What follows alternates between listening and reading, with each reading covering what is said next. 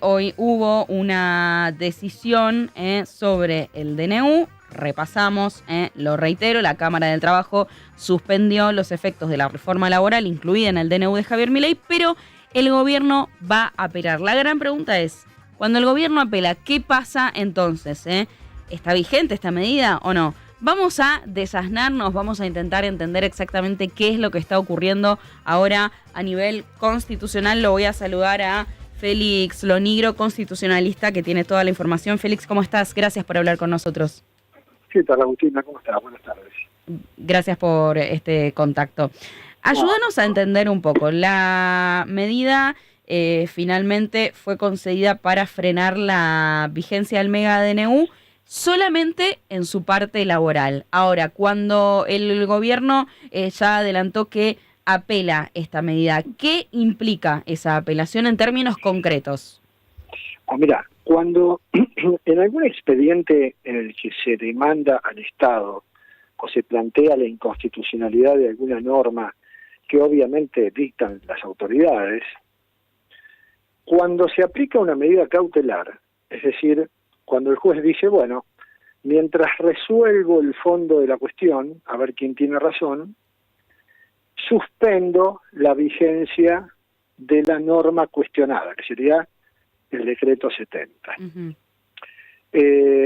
Eso es una medida cautelar. Frenar la vigencia de una norma durante el desarrollo del juicio hasta que la justicia diga si esa norma es constitucional o no. Entonces, cuando el Estado apela a eso, porque obviamente le están frenando una decisión tomada, una ley, un decreto, cuando el Estado apela, esa apelación no suspende la aplicación de la medida. Okay. Habitualmente no la suspende. Inclusive hay una ley que se refiere a las medidas cautelares contra el Estado específicamente. Esa es la ley que establece que cuando se apela a una medida cautelar que frenó la norma, esa apelación no suspende la vigencia de la norma. Suspende la sentencia apelada, pero no quiero ser complicado procesalmente con los oyentes. Uh-huh. Quiero decir, porque si empiezo a hablar de efecto suspensivo y qué sé yo, se arma un lío. No, Entonces, por eso queremos ser claros, para que la gente entienda claro, del otro lado, sí. Para los oyentes, normalmente cuando se apela a una decisión, una medida cautelar que frenó una norma dictada por las autoridades, bueno, está bien, se apeló la medida cautelar, pero la norma sigue vigente. Okay. Bueno, en este caso, la norma no va a seguir vigente. ¿Por qué? Porque la justicia hace lugar a una medida cautelar invocando lo que dice esta ley de la que te estoy hablando, Uh-huh. de que se está protegiendo a sectores vulnerables. Uh-huh. Que en este caso los sectores vulnerables son los trabajadores. Entonces la misma ley dice que cuando esto ocurre, que cuando se apela a una medida cautelar en favor de sectores vulnerables, bueno, la norma, esa norma que afectaría, entre comillas, a los sectores vulnerables se frena. Claro. Entonces, ¿qué va a pasar acá si el Estado apela? Va a seguir suspendida la medida, el decreto 70. Uh-huh. Va a seguir suspendido. ¿Por qué? Porque supuestamente, y lo dice el fallo, la resolución, se está protegiendo a sectores vulnerables de lo que podría ser un perjuicio. Acá todavía nadie dijo nada, aunque sinceramente si uno lee los considerandos de esta resolución judicial, ya nos estamos dando cuenta que cuando resuelva el fondo de la cuestión va a declarar la inconstitucionalidad, porque ya adelantó argumentos. O sea, ya adelantan lo que van a fallar. ¿Por qué? ¿Qué sí, dicen en los argumentos? Contanos un poco más de eso. Bueno, los argumentos justamente ataca la facultad del presidente de ejercer facultades legislativas, porque dice que no hay circunstancias excepcionales, va al fondo de la cuestión, ¿no? Uh-huh. Inclusive hasta cita al mismo Alberdi, el fallo de la Cámara, diciendo que que no hay que darle todo el poder a un déspota, sino preferible darle todo el poder a la ley. En fin, hay una serie de considerandos en los que los jueces, porque en realidad son 3, 2 fallaron de un modo y otro en disidencia, Claro. El que falló en disidencia lo único que dijo es, no, nosotros no lo tenemos que pronunciar, esto tiene que ir a la justicia federal, a donde están acumuladas las otras causas. Los otros dos dijeron, no, todavía no, porque eso todavía no está firme y entonces tenemos que pronunciarnos. Entonces, pero al pronunciarse empiezan a adelantar opinión sobre los argumentos de fondo. Y cuando esto es así, uno se imagina que si esta Cámara tuviera que fallar sobre el fondo de la cuestión, que en realidad primero lo va a tener que hacer después de primera instancia, se va a pronunciar por la inconstitucionalidad. Claro. Lo que pasa es que acá te agrego algo más para complicar las cosas. La Cámara Laboral seguramente no va a intervenir ya en este asunto, porque es muy probable que esto pase a la justicia federal en lo contencioso administrativo, y entonces es muy probable que ya que la última actuación de la justicia laboral en este tema haya sido esta. Así que me parece que igualmente ya es una medida cautelar, como está tomada de acuerdo a la ley contra las medidas cautelares contra el Estado, está tomada en favor de un sector vulnerable, y justamente la ley dice que en ese caso la medida cuestionada tiene que seguir suspendida. No sé si la justicia federal, hasta que no se pronuncie la Corte, va a poder dar vuelta a esta situación, ¿no? Claro. O sea, para la gente por ahí esto es un poco complejo, porque son idas y vueltas muy procesales. Y estas idas y vueltas, ¿es un proceso que puede llegar a demorar cuánto tiempo? Mira, ahora la Cámara habilitó la feria, seguramente esto va a generar la contestación del Estado y la apelación del Estado, pero en el fuero contencioso administrativo, que es donde están acumuladas las otras causas, no está habilitada la feria, está todo parado. Claro.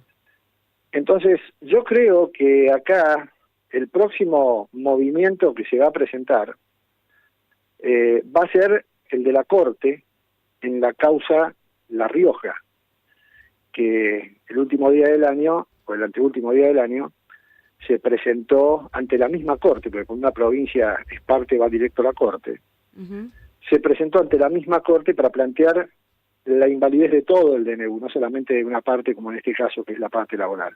Claro. Y la Corte ya dijo que si bien no va a habilitar la feria para eso, mientras el fiscal general, el procurador general, se pronuncia sobre la competencia, si es competente la Corte directamente, cosa que va a decir que sí, pero dijo ya la Corte en febrero, vamos a pronunciarnos sobre el fondo de la cuestión. Así que más temprano que tarde me da la sensación que la Corte va a terminar resolviendo esto, y todo lo que ocurre en estos expedientes que están por abajo va a terminar todo barrido, si se quiere de alguna manera, por la decisión de la Corte, que inclusive seguro, no sé por qué tengo la sensación, va a llegar antes que la justicia, porque yo no sé si en el mes de enero, va a llegar antes que el Congreso, porque no sé si en el mes de enero el Congreso hará algo con el DNU, no sé. Si no hace nada, el DNU está vigente, entonces claro, probablemente la Corte sea la que decida si es constitucionalmente válido o no. Y si la Corte decide que es constitucionalmente válido, bueno, después puede pasar que el Congreso rechace, ¿eh? Claro. Bueno, si el Congreso rechaza, aunque la Corte haya dicho que es constitucionalmente válido, queda rechazado. Pesa más ahí lo que dice el Congreso. Y pesa más. Pero si es al revés, no. Si el Congreso lo avala y la Corte dice que es inconstitucional, va a quedar inconstitucional. Okay. ¿No?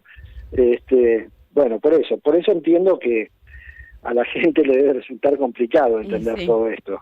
Son muchas idas y vueltas, obviamente. Son vericuetos, son muchos vericuetos legales que a veces son difíciles de entender. Ahora, y la última, y esto también es para entender, ayer Juan Manuel Domínguez, el fiscal general de la Cámara Laboral, había solicitado pasar el pedido de amparo de la CGT desde el foro laboral hacia la Cámara en lo contencioso administrativo federal.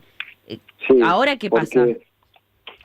Sí, porque el Estado se había presentado en el fuero contencioso planteando lo que se llama una inhibitoria. Es decir, el Estado se presentó ante el juez Furnari, que es donde están todas las demás causas radicadas, y le dice, mire, Furnari, le pido que por favor le diga al juez laboral que no intervenga y que le mande el expediente a usted. A eso se le llama inhibitoria. Y se hizo lugar a eso, y el fiscal de la Cámara Federal opinó que está bien, que había que montar las actuaciones, pero en el medio apareció esta intervención de la Cámara porque cuando el juez le había rechazado la medida cautelar esta a la CGT porque todavía no estaba vigente el decreto, que fue el 27 de diciembre, la CGT apeló. Y entonces, como apeló, llegó acá a la Cámara. Claro. Y antes de que se produjera el traspaso de las actuaciones a la justicia en lo contencioso, apareció la Cámara con esta medida cautelar. Claro. Pero bueno, son los juegos de la justicia y ahora tenemos la cautelar puesta. Habrá que ver qué hace la justicia en lo contencioso administrativo con esta cautelar cuando el expediente pase a ese fuero. Veremos. Muchísimos vericuetos, ¿eh? Gracias por ayudarnos a entender un poquito más lo que está ocurriendo. Lo importante entonces es que mientras tanto queda sin efecto. Entonces la parte que tiene que ver con lo laboral hasta tanto haya un pronunciamiento. Mientras está, claro, exactamente. Hoy, aunque apele el Estado esta cautelar, la medida va a seguir vigente. Muy bien. Va a seguir vigente. Félix, muchísimas gracias. Perdón, disculpame, Agustina. La medida va a seguir suspendida. Suspendida, sí, se entendió. Va a seguir suspendida, te pido disculpas. Perfecto. Félix, gracias por este contacto con nosotros. No, un saludo. Hasta luego. Félix Lonigro, abogado constitucionalista, muchos vericuetos legales, pero el resumen es hasta tanto se resuelva la situación de fondo. El capítulo vinculado a la reforma laboral del decreto de necesidad y urgencia firmado por el presidente Javier Milei se encuentra suspendido.